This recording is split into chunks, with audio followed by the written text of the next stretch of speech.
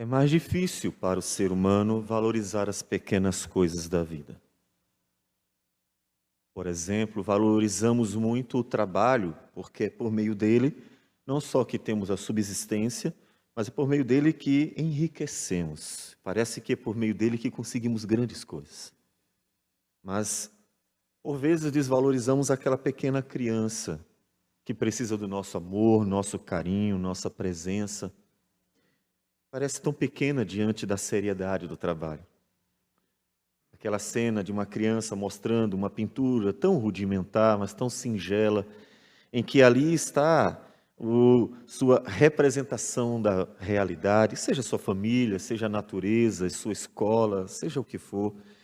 Aquilo parece tão pequeno, tão insignificante, comparado com um Picasso, comparado com grandes obras, ou mesmo até com o trabalho que está sendo realizado naquele momento pelo pai que está fazendo algo sério, algo importante. Nós valorizamos muito as coisas que aos nossos olhos são grandes. É por isso que pessoas buscam a fama de todas as maneiras. É por isso que as pessoas correm atrás dos famosos, porque nós desvalorizamos aquilo que é pequeno. Nós desvalorizamos as pequenas coisas da vida. E nós somos cercados por pequenas coisas o tempo inteiro. Até a comida cotidiana, que é tão pequena aos nossos olhos. Talvez você diga, oh, que maravilha, naquele banquete que alguém preparou, tão ilustre, e você fique encantado durante muito tempo. Mas quem lembraria do pão nosso de cada dia? Que são as pequenas coisas, mas que fazem parte da vida e nos sustentam. Mas em cada uma delas está a graciosa manifestação de Deus que nos sustenta. A vida não é feita de grandes coisas, de pequenas. Me diga, quantas grandes coisas Deus fez na história da redenção? Abra a Bíblia e veja. As grandes coisas que Deus fez na história da redenção não são tantas assim.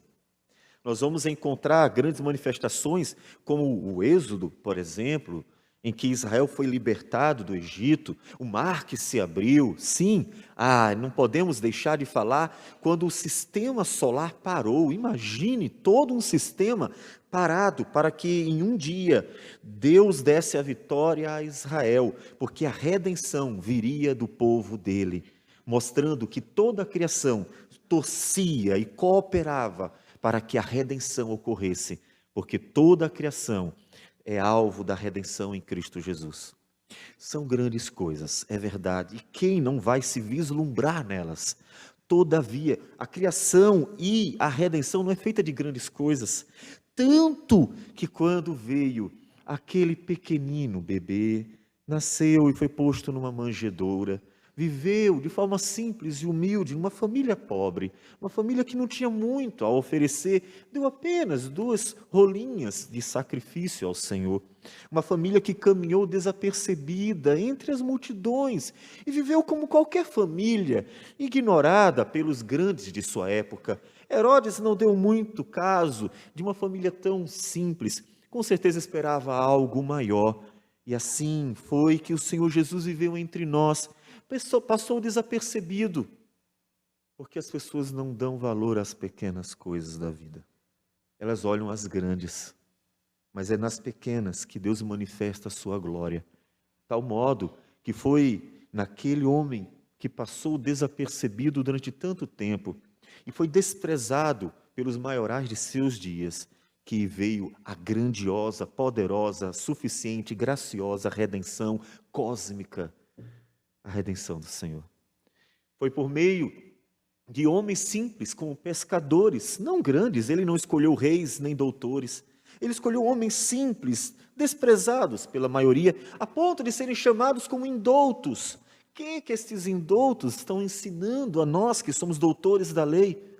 Sim, homens desprezíveis aos olhos dos outros, mas foi por meio deles que o Senhor manifestou o poder e glória, fazendo com que sua igreja não só crescesse, mas lutasse contra as ameaças de seus dias. E foi assim que até o apóstolo Paulo disse que mais me gloriarei nas fraquezas, nas necessidades, nas injúrias, porque quando sou fraco é que eu sou forte. porque é na fraqueza que Deus manifesta o seu poder. Ah, os homens se iludem com o que é grande e deixam passar a glória de Deus naquilo que é pequeno aos seus olhos. Nós queremos continuar a exposição de Mateus capítulo 18, versículo agora de 10 a 14. E assim, uma parábola que o Senhor Jesus nos conta sobre os pequeninos, que ele vem falando desde o início deste capítulo. Diz assim o Senhor Jesus, Mateus 18, versículos de 10 a 14. Vede, não desprezeis a qualquer destes pequeninos, porque eu vos afirmo que os seus anjos nos céus veem incessantemente a face de meu Pai celeste. Porque o Filho do Homem veio salvar o que estava perdido. Que vos parece? Se um homem tiver 100 ovelhas e uma delas se extraviar, não deixará ele nos montes as 99, indo procurar a que se extraviou? E se porventura a encontra, em verdade vos digo que maior prazer sentirá por causa desta do que pelas 99 que não se extraviaram. Assim, pois, não é da vontade do vosso Pai celeste que pereça um só destes pequeninos. Senhor Deus amado, bendito o teu nome, porque o Senhor é tão grande, mas é nas pequenas coisas que o Senhor manifesta o teu poder. E assim, ó Deus, nós agradecemos, porque de fato somos teus pequeninos. Que o Senhor, para a tua glória, manifeste a tua sabedoria e graça em falar conosco, Senhor, por meio da tua palavra, mesmo que usando pequeninos, para que, ó Deus, o teu nome seja engrandecido na salvação dos pecadores, na edificação da tua igreja, no quebrantar de corações, na transformação das vidas. Assim, Senhor, fala conosco. Nós pedimos, confiados tanto no poder da tua palavra, quanto no poder do teu Espírito, porque é por meio da tua palavra e do teu Espírito que operas a maior obra de todas, a mudança da vida, do coração humano. Que o Senhor receba a nossa oração, em nome do Senhor Jesus. Amém, Senhor. Amém. Vede, não desprezeis a qualquer destes pequeninos. Ele já vem falando isso desde o início. Lembrem-se que o que suscitou uma série de palavras de Jesus, que nós estamos vendo aqui no capítulo 18, foi uma pergunta dos discípulos, uma tola pergunta, diga-se de passagem. Tola pergunta que talvez muitos de nós já tenham feito no íntimo do coração, mesmo que silenciosamente. Eles disseram, ao se chegar a Jesus, versículo 1, eles disseram a Jesus: quem é, porventura, o maior no reino dos céus?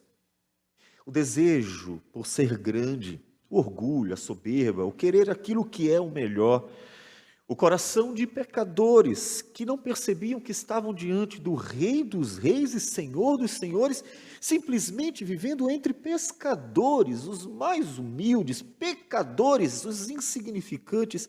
Eles não se aperceberam que, em vez de querer a glória, Jesus saiu da sua glória para viver como um de nós.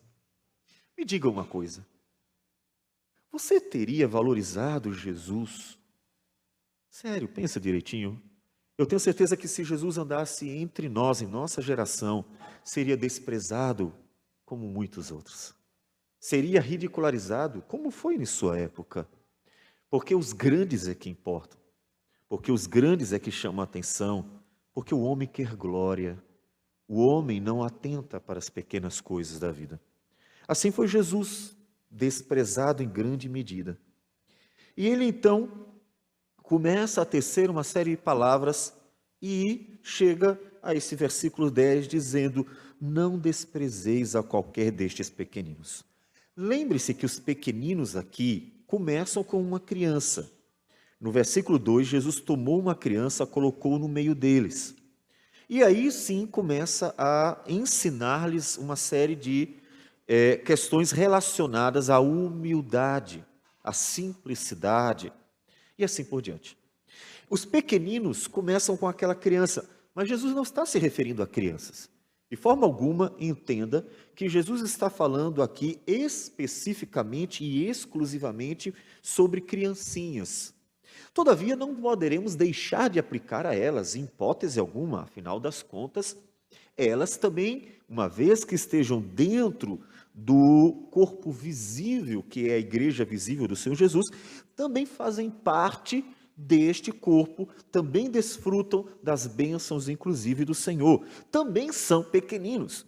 Mas não é só sobre esses pequeninos, porque, como nós já vimos em Mateus capítulo 25, o Senhor chama de pequeninos, ainda que usando um outro termo, mas a ideia é preservada, pequeninos a todos aqueles que creem nele. São seus pequeninos, são seus pequeninos. Então, não despreze seus pequeninos. Como é comum se desprezar os pequeninos, principalmente nesse embate, ainda que seja em certa medida necessário para que a verdade possa sempre vir à tona, mas nessa guerra em que nós estamos vivendo, principalmente em redes sociais, acerca de discussões teológicas, como disse, necessárias em certa medida, outras bastante desnecessárias, por causa do orgulho da vaidade do homem. Mas não desprezeis os pequeninos. Quem seriam esses pequeninos naquele momento? Vamos pensar. Nós estamos vendo Jesus diante de uma multidão de pecadores perdidos. Jesus chora ao olhar para Jerusalém e ver a miséria espiritual. Jesus está cercado de prostitutas, publicanos, pecadores de toda a natureza, inclusive os fariseus, os doutores da lei, os grandes, os sacerdotes. A liderança religiosa seria como a liderança religiosa de nossos dias, das denominações. Essa liderança daqueles dias desprezava tanto essas pessoas, que elas eram até excluídas. E eles, quando viram Jesus andando com tais pessoas, chegaram até a ridicularizar, a achar absurdo. Se soubesse quem era essa mulher, quando ela lavou os pés de Jesus com lágrimas, confessando em seu íntimo os seus pecados, chorando amargamente a sua miséria, e aquele homem que se achava tão santo aos seus próprios olhos, desprezou até o próprio Cristo, que ali estava acolhendo aquela mulher débil, que precisava dos braços misericordiosos do Senhor Jesus. Sim, os pequeninos são eles. Os pequeninos é aquela geração que estava sendo desprezada, marginalizada, porque os poderosos, os grandes, os doutores achavam-se tão bons que qualquer outro seria insignificante aos seus olhos. São esses os pequeninos. São aqueles que estavam precisando da graciosa salvação, mas eram desprezados por aqueles que consideravam possuí-la em suas mãos. Jesus chegou a dizer: nem vocês entram no reino de Deus e nem deixam os outros entrar. Não desprezeis a qualquer destes pequeninos. Por que não desprezar? Porque são os pequeninos do Senhor. Eles faziam parte, inclusive, pense, reflita sobre isso, eles faziam parte do corpo visível. Porque nós estamos referindo a Israel. Jesus não andou entre os gentios, Jesus não pregou entre os romanos, Jesus não esteve entre bárbaros, Jesus esteve entre judeus. Ele disse: eu vim para a casa de Israel, para os perdidos de Israel. Portanto, quando Jesus prega, ele está sempre se referindo a Israel. Por isso que não podemos aplicar as palavras de Jesus de uma forma indefinida a qualquer pessoa, aleatoriamente. O contexto é muito evidente, é muito claro. Eu vim para os perdidos da casa de Israel. Jesus está falando para eles. Seria como pregar para a igreja de nossos dias, como estamos fazendo aqui. Em outras palavras, é como se Jesus subisse ao púlpito e dissesse: eu vim para os perdidos da casa de Israel. Pessoas que dentre o povo visível de Deus estavam perdidas, porque não tinha quem as pastoreasse, as acolhesse, conduzindo pelo caminho em que deveriam andar. porque os líderes de sua época eram tão bons que desprezavam os outros. Não desprezeis a qualquer destes pequeninos, porque eu vos afirmo que os seus anjos nos céus veem incessantemente a face de meu Pai. Tantas pessoas foram desprezadas no Antigo Testamento. Lembram de José? José foi vendido pelos seus irmãos. José era o mais novo, na verdade, ele era o penúltimo da casa de Jacó. E foi desprezado a tal ponto que foi vendido. Gênesis capítulo 37. Gênesis 37. Quando José foi ver os seus irmãos, então o texto nos diz que eles tomaram, colocaram num poço, numa cisterna em que não havia água. E então eles pensaram o que fazer com ele. E nesse momento, enquanto José clamava por misericórdia, é o mais novo, desprezível aos olhos deles. É claro, em voltas de inveja, por causa que o pai o beneficiava, por causa de sua mãe, a Raquel, mas eles o desprezaram. O desprezo por aquele pequenino, dentre aqueles que ali estavam, o mais jovem, o desprezo deles foi até um instrumento para que Deus trouxesse futuramente a salvação deles, mostrando que não deveriam ter desprezado, mostrando que aquilo que é pequeno aos olhos dos homens pode ser grandemente usado pelo poder de Deus. Davi, 1 Samuel capítulo 16, Davi era o mais novo da casa de Jessé, tal forma que quando Samuel foi para ungir um dentre os filhos de Jessé para ser o rei, começando do maior para o menor, foram apresentados os filhos, e Samuel mesmo se deixou levar pela aparência. Se deixou levar pela aparência, e Deus corrigiu Samuel. Versículo 7 diz, 1 Samuel 16, porém o Senhor disse a Samuel, não atentes para a sua aparência, nem para a sua altura, porque eu rejeitei, porque o Senhor não vê como o homem vê.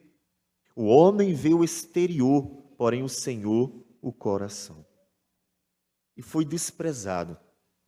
Acabaram-se os filhos, mas faltava na verdade um. Perguntou Samuel a Jessé, acabaram-se os teus filhos? Deus não havia escolhido nenhum, mas Deus disse que era um dentre os filhos de Jessé. Ele respondeu, ainda falta o mais moço, que com certeza não seria. Quem escolheria para ser rei um adolescente? Ele estava apacentando o rebanho de sua família. O pai não deu conta que poderia ser ele, inclusive, o maior rei de Israel. Um adolescente, desprezível aos olhos do próprio pai, porque entendeu que a tarefa era demais para ele. Mas era ele, e foi exatamente ele que Deus escolheu. Tiago chega a corrigir, inclusive, a igreja do Novo Testamento sobre essa maneira de olhar. Lá em Tiago capítulo 2, ele nos diz assim, meus irmãos, não tenhais fé em nosso Senhor Jesus Cristo, Senhor da glória, em acepção de pessoas. Se, portanto, entrar na vossa sinagoga algum homem com anéis de ouro nos dedos, em trajos de luxo, e entrar também algum pobre andrajoso, e tratardes com deferência o que tem os trajos de luxo, e lhe disserdes, tu assenta-te aqui em lugar de honra, e disserdes ao pobre, tu fica ali em pé, ou assenta-te aqui abaixo do estrado dos meus pés, não fizestes distinção entre vós mesmos, e não vos tornastes juízes tomados de perversos pensamentos? A supervalorização daquilo que é aparente, os grandes, os poderosos, os ricos, Tiago chega a dizer, mas não são exatamente eles que nos perseguem? São exatamente esses homens que se acham grandes aos seus próprios olhos, que sempre fazem mal aos pequeninos de Deus. Não faça acepção, não desprezeis a qualquer um destes pequeninos. Por quê? Porque vos afirmo que os anjos dos céus veem incessantemente a face de meu Pai Celeste. Essa é uma reflexão particular. Nós temos pouca ênfase sobre a angiologia. Não é que nós precisemos dar demasiada ênfase, Mas quantas vezes você já ouviu alguém falar sobre o ministério dos anjos? Se em alguns grupos religiosos nós temos uma forma exagerada de falar dos anjos, nós terminamos indo para o lado oposto e sendo muito restritos, diminutos na nossa fala, na nossa reflexão sobre o papel deles. Mas os anjos têm um papel importante. Não é que necessariamente haja um anjo para cada pessoa, aquilo que ficou conhecido como o anjo da guarda, mas é verdade que há sim anjos que cuidam de nós. Há sim. E nós podemos ver isso na própria Escritura. Vamos ver. Números 22, 22, tanto o capítulo 22 quanto o versículo 22, quando Balaão vai a serviço de Balaque para amaldiçoar o povo de Israel, vocês devem lembrar desse texto. Balaão, que está tomado de ambição, porque no primeiro momento ele negou ir, porque Deus ordenou não vá, mas eles voltaram com tantas propostas de recompensas, que isso encheu os olhos de Balaão, porque Deus não é homem para que minta. Se Deus disse não vá, não vá, acabou-se. Não importa quantas vezes eles venham chamar você, se ele disse uma vez, ele disse definitivamente, não vá. Todavia, Balaão, tomado pela ambição, outra vez vai ao Senhor na expectativa de que Deus ceda dessa vez e então possa ir para receber sua recompensa. Deus conhece o coração do homem. Deus diz assim, tá bom, vá. Todavia, este vá precisa ser controlado. Ele não vai para falar o que quiser, ou muito menos o que Balaque queria. Ele vai para cumprir a vontade de Deus. E é nesse momento que Balaão vai para amaldiçoar Israel, que o anjo do Senhor, ou seja, os anjos de Deus que defendem Israel, o povo de Deus, aparece. Versículo 22, o 21, para nós nos contextualizarmos melhor. Então Balaão levantou-se pela manhã, albardou a sua jumenta e partiu com os príncipes de Moabe. Vamos para amaldiçoar aquele povo. Acendeu-se a ira de Deus, porque ele se foi. E o anjo do Senhor pôs-se-lhe no caminho por adversário. Ora, Balaão ia caminhando montado na sua jumenta, e 2 de seus servos com ele. O que acontece é que o anjo do Senhor vai para matá-lo. Mas por que o anjo do Senhor vai matar Balaão? Porque Balaão está indo amaldiçoar o povo de Deus, os pequeninos do Senhor. Porque Balaão vai, pela ambição, olhando para as recompensas e por amor então a elas, amaldiçoar o povo do Senhor. E aquele momento em que o anjo vai se opor mostra a gravidade do que ele iria fazer. Ou seja, foi fundamental que Balaão visse que realmente aquele povo era o povo de Deus. O anjo do Senhor está ali para defender Israel. Está ali para guardar Israel. Como Deus nos diz por Jesus, os anjos dos céus veem incessantemente a face do meu Pai. Eles cuidam do povo de Deus. Deus usa-os para cuidarem do povo do Senhor. Vamos ver um outro texto, 2 Reis, capítulo de número 6. Agora, não um número tão grande de pessoas, mas igualmente valiosas aos olhos do Senhor. 2 Reis, capítulo 6. Profeta Eliseu e o seu moço. Deus estava denunciando as intenções do rei da Síria para Israel. Como? Enquanto eles maquinavam o mal, Deus revelava ao profeta Eliseu aquilo que o rei da Síria maquinava, para que Israel se defendesse, de tal forma que todas as vezes que eles faziam uma armadilha, o povo de Deus se livrava, porque o profeta advertia, avisava. Ou seja, Deus cuidando do seu povo. Por isso eles não conseguiram pegá-los de forma alguma. E aí o povo da Síria descobriu que há um profeta lá que é quem revela tudo que o rei da Síria maquina. E então eles disseram, agora vamos pegar esse profeta, porque esse profeta está atrapalhando as nossas empreitadas. e manda um exército para buscar Eliseu. Afinal das contas, é ele o problema. Então, capítulo 6 de 2 Reis, nos diz que, versículo de número 14, então enviou para lá cavalos, carros e fortes tropas. Chegaram de noite e cercaram a cidade onde Eliseu estava.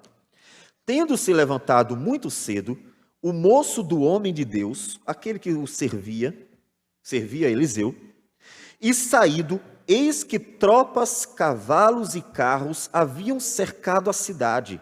Então o seu moço lhe disse: ai, meu senhor, que faremos? Ou seja, nós estamos perdidos. Iremos cativos ou mortos?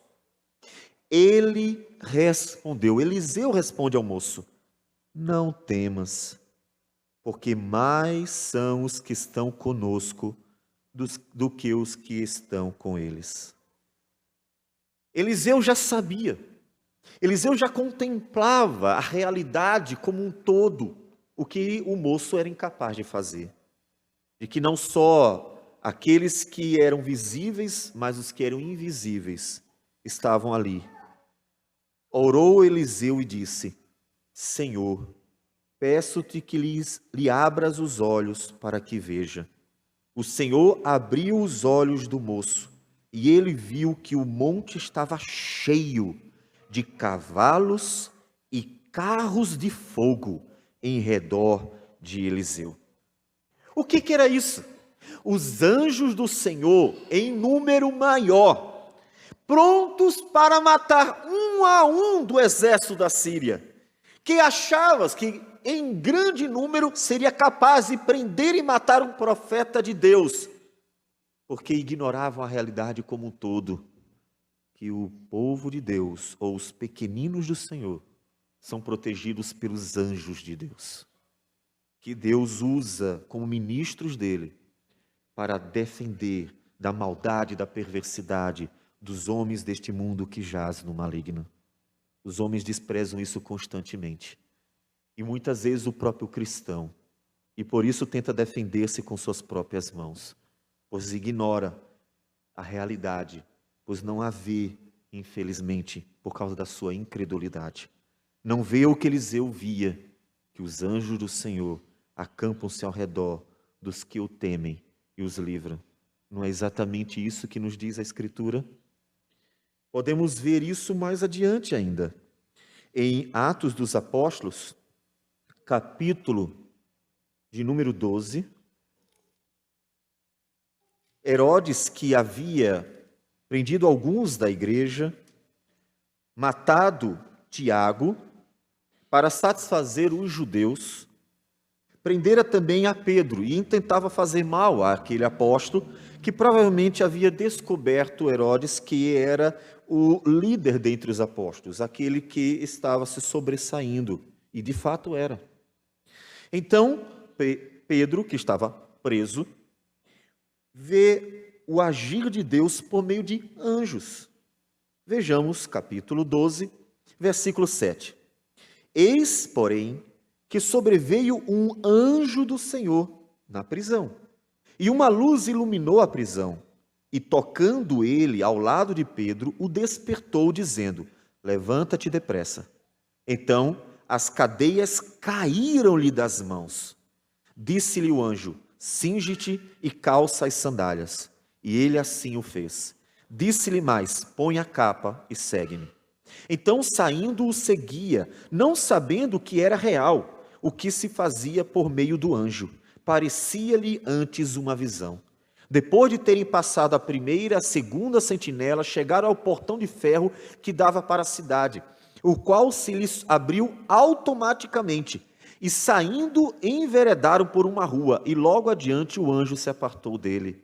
Então Pedro, caindo em si, disse: agora sei verdadeiramente que o Senhor enviou o seu anjo e me livrou da mão de Herodes e de toda a expectativa do povo judeu. Ele passou na frente de todo mundo que estava de guarda, ele passou no meio de todos que estivessem por ali.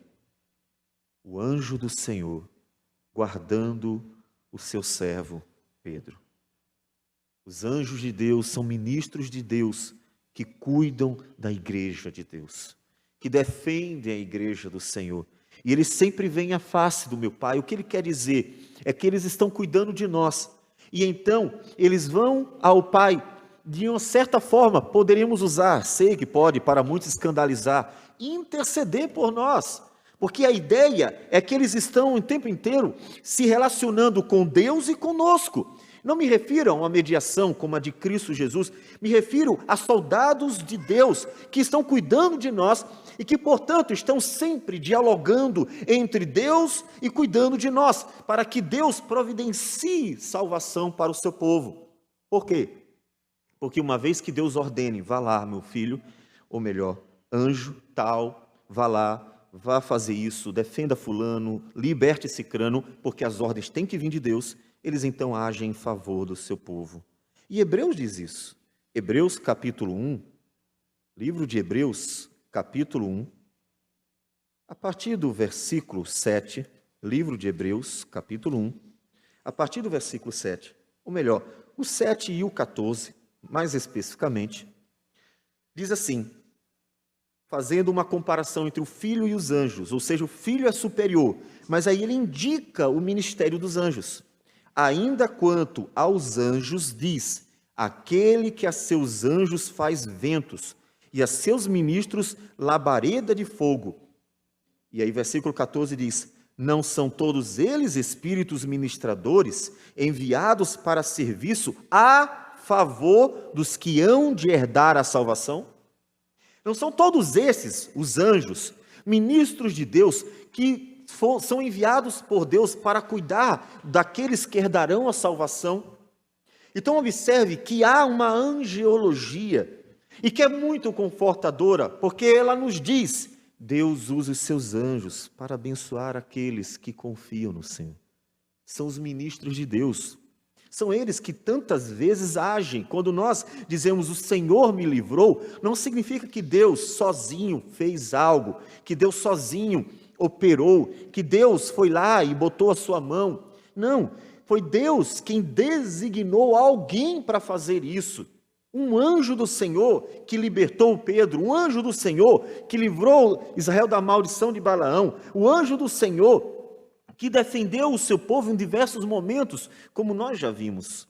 Ou seja, ministros de Deus, agindo em nome de Deus, e por isso que sempre que nós somos libertados, em que Deus opera em nossas vidas graciosamente, por meio de anjos, nós dizemos glórias a Deus, porque eles são servos de Deus, fazendo a vontade do Senhor. Então, não desprezem os pequeninos, não ignorem, eles não estão sozinhos.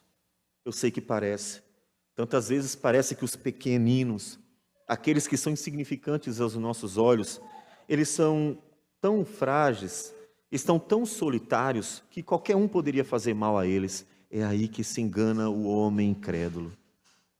Porque aqueles pequeninos estão sendo cuidados pelos anjos de Deus, que estão constantemente vendo a face do Pai, para denunciar a maldade daqueles que querem fazer mal a eles. No Antigo Testamento, Deus diz por meio de Moisés o seguinte, olhe, o órfão, a viúva e o estrangeiro, eles não têm ninguém por eles. O órfão não tem ninguém por eles, é portanto órfão. A viúva não tem ninguém por ela, porque a ideia é que é viúva, perdeu o marido, e provavelmente considerando-a sem filhos, ou de alguma forma está abandonada, porque essa é a ideia da tristeza da viúva. E o estrangeiro, porque ele não tem família na terra, ele está passando e quer viver entre aquele povo. O estrangeiro está sozinho também. Quem é que vai por ele? Ele é um homem que vem de fora. Ele diz assim para Israel, não faço nunca mal a nenhum deles, porque eu cuido dos três. E se em algum momento fizerem mal ao órfão, à viúva e ao estrangeiro, eu me vingarei de vocês, porque eu os guardo. Se eles clamarem a mim e disserem que estão sendo massacrados, maltratados, eu me vingarei deles contra vocês. Então, não desprezeis os pequeninos, porque os anjos do Senhor andam ao redor deles para guardá-los. Os anjos do Senhor veem os intentos maus dos homens. Os anjos do Senhor são servos de Deus que os protegem, porque estão a serviço do Senhor para guardar os pequeninos do Senhor. Então não os desprezem em momento algum, porque eles podem ser pequenos aos seus olhos, mas são preciosos aos olhos de Deus. Não porque são grandes coisas, mas porque Deus os ama. O que torna alguém precioso aos olhos do Senhor é o amor de Deus. Você me perguntará, mas por que Deus amaria essa gentalha? Porque Deus quis amar. Porque Deus não só ama os grandes, porque Ele não é como o homem pecador, que em sua maldade ama a vaidade. Deus ama porque quer amar. Ele não ama porque viu em nós alguma qualidade. Ele ama com o mais puro dos amores. Ele ama porque quer amar. Ele não precisa ver em nós algo para nos amar. Ele nos ama porque decidiu amar. O seu amor é de livre vontade e não depende em momento algum de circunstância, não depende de quem você é. E é esse amor que é mais ainda confortador, porque eu sei que na minha miséria não mudarei o amor de Deus. E é por isso que Deus manda seus ministros, seus servos, para cuidarem daqueles que Deus decidiu amar, para que eles sejam guardados pelo Senhor. Guardados pelo Senhor. Não despreze os pequeninos. Não despreze. E Jesus, então, versículo 11, fala da sua própria missão. Observe que não só os anjos guardam os pequeninos do Senhor, mas até o Filho do Homem veio para salvar o que estava perdido. Salvar exatamente este grupo que estava perdido, sim.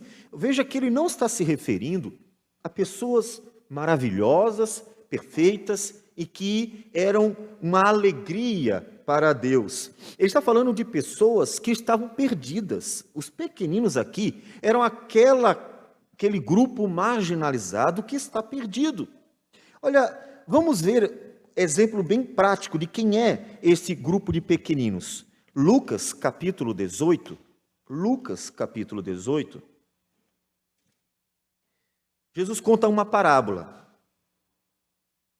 Lucas 18, versículo 9, ele conta uma parábola. Propôs também esta parábola a alguns que confiavam em si mesmos por se considerarem justos e desprezavam os outros. 2 homens subiram ao templo com o propósito de orar, um fariseu e o outro publicano. O fariseu, posto em pé, orava de si para si mesmo, desta forma: ó Deus, graças te dou, porque não sou como os demais homens, roubadores, injustos e adúlteros, nem ainda como este publicano. Jejuo 2 vezes por semana e dou dízimo de tudo quanto ganho. O publicano, estando em pé, longe, não ousava nem ainda levantar os olhos ao céu, mas batia no peito, dizendo: ó Deus, sê propício a mim, pecador. Digo-vos que este desceu justificado para a sua casa, e não aquele, porque todo o que se exalta será humilhado, mas o que se humilha será exaltado. Quem é o pequenino?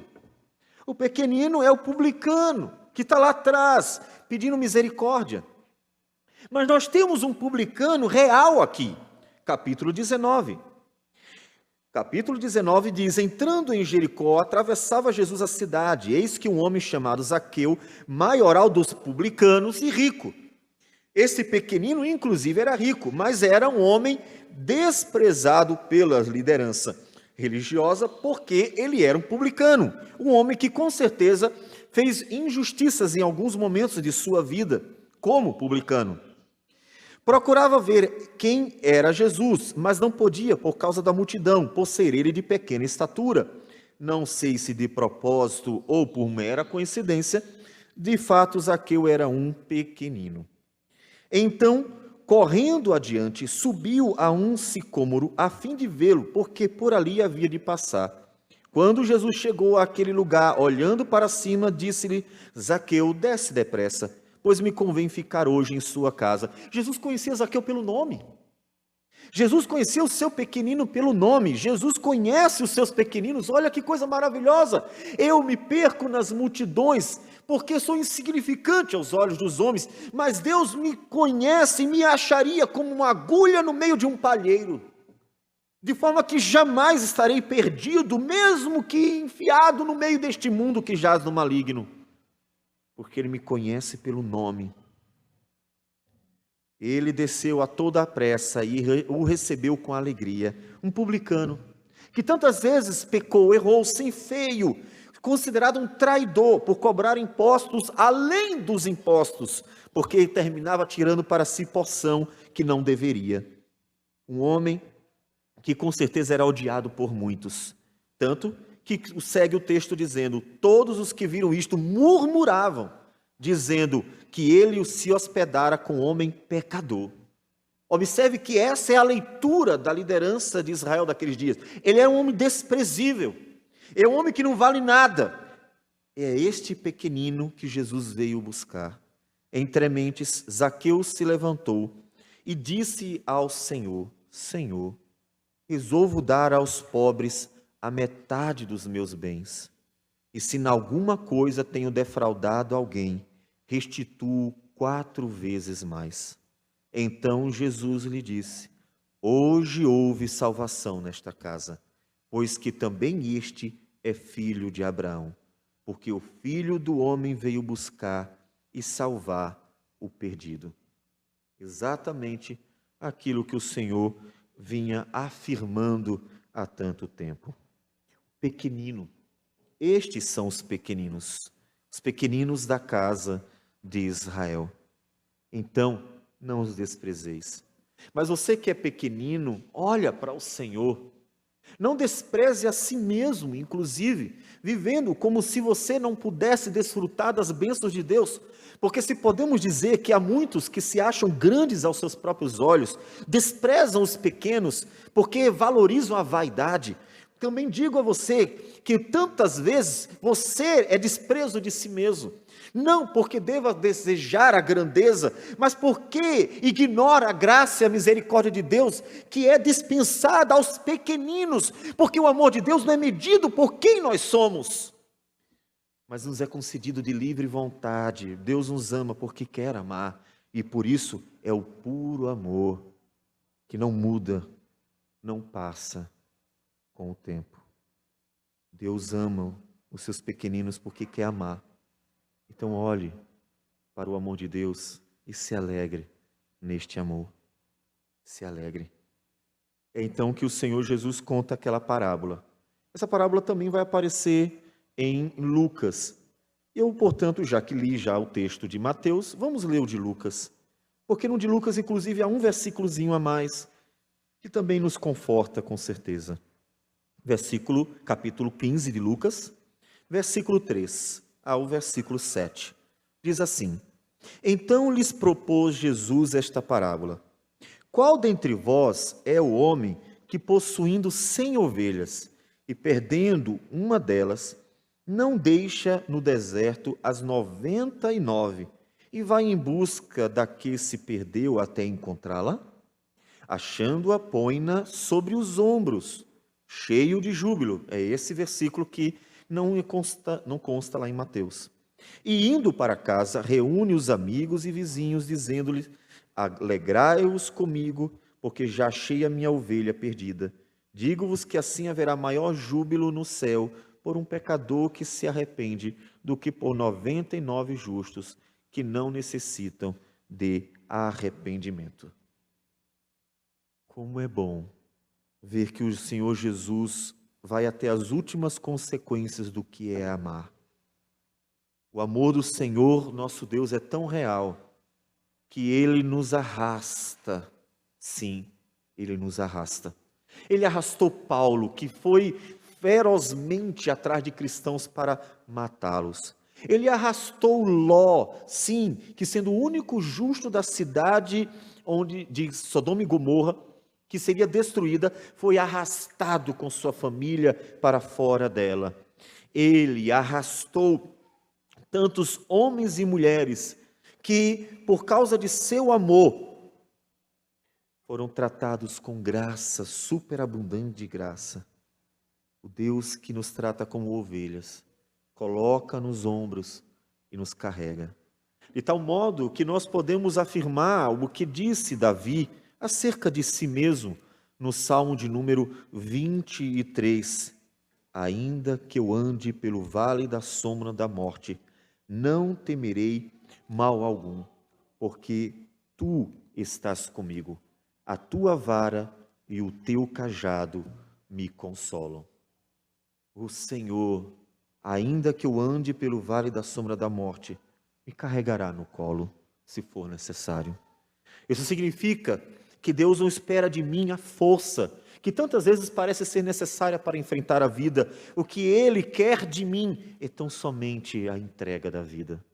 Entrega o teu caminho ao Senhor, confia nele e o mais, todo o mais, Ele fará. De tal modo que eu possa entregar a minha vida nas mãos daquele que é capaz de carregar-me sobre seus ombros, que é capaz de levar-me pelos vales sombrios, que é capaz de conduzir-me graciosamente, quando tantas vezes aquela ovelha se perde pelo caminho. São esses os pequeninos, são aqueles que Ele decidiu amar tão graciosamente. Eles não merecem o amor, e todos, principalmente Satanás, poderá dizer isso constantemente, mas eles são alvos do amor de Deus, porque Deus decidiu amá-los. E isso basta, porque o amor de Deus é suficiente para que eu herde todas as bênçãos que o Senhor alcançou, como diz Paulo em Efésios 1:3, nas regiões celestiais em Cristo Jesus. Foi pelo amor. Portanto, não queira ser grande, você não precisa. A tolice do homem de querer ser grande diante dos outros e diante de Deus atrai para si somente desventuras. Porque, como disse Deus na parábola do fariseu e o publicano, aqueles que são grandes aos seus próprios olhos, eles não precisam de Deus. Eles não precisam. Em certa medida, podemos dizer que é por isso que o homem vivencia tantas desventuras às vezes. Porque uma vez que ele disse, eu não preciso de Deus, Deus os entrega para viverem segundo suas próprias misérias. Romanos capítulo 1. Deus entregou a vaidade do coração. Paulo nos diz, Deus os entregou para se destruírem. Vocês não estão dizendo que eu não preciso de Deus? Vocês não são autossuficientes? Vocês não são grandes, sábios, doutos? Vocês não são poderosos, ricos? Vocês não têm tudo debaixo de seus olhos? Vocês não são simplesmente suficientes a si mesmos? Não se bastam? Então, vivam a desgraça de sua própria miséria. Deus os entrega a si mesmo para se destruírem. Mas aqueles que clamam e dizem, Senhor, sê propício a mim, pecador. Eu preciso de Ti do acordar ao adormecer. Eu preciso de Ti no trabalhar, no comer, no viver. Eu preciso de Ti o tempo inteiro, para que a minha vida esteja segura. Porque o que sei, sei porque o Senhor me deu a graça de saber. O que tenho, tenho porque veio das Tuas bondosas mãos. E se em algum caminho bom eu caminhei, foi porque me guiastes por Tua graça e misericórdia. Então, Senhor, que o Senhor continue à minha frente, a minha vida, cuidando de mim, porque tudo o que eu preciso está em Ti. Aqueles que assim dependem de Deus, têm a graça do Senhor cuidando deles diariamente, porque os anjos de Deus estão sempre a serviço do povo do Senhor, para cuidar daqueles que Deus ama, proteger do mal, e assim conduzir até o dia em que Jesus virá buscá-los para a eterna salvação. Esse é com certeza um grande conforto para os que esperam no Senhor.